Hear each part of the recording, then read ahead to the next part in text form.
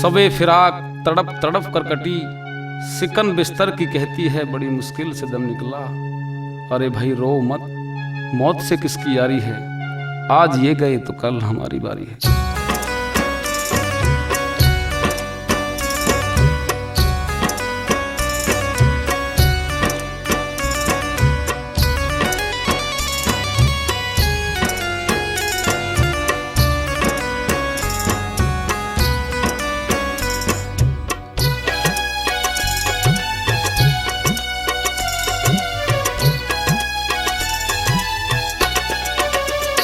तेरी याद में रोना जीवन भर, मेरा लुट सारा संसार गया।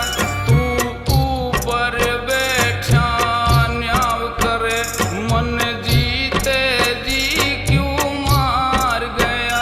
तेरी याद में रोना जीवन भर, मेरा लुट सारा संसार गया। तू पर बैठा न्याव करे, मन जीते जी क्यों मार गया।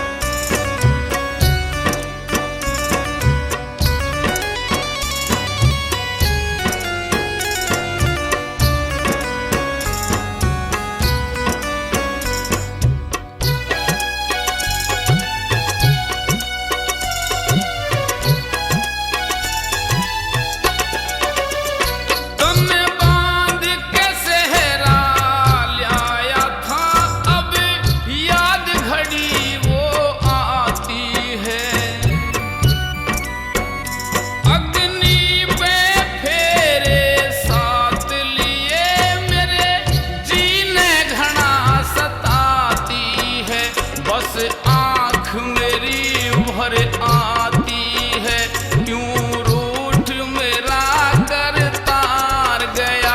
तू ऊपर बैठा न्याव करे, मन जीते जी क्यों मार गया।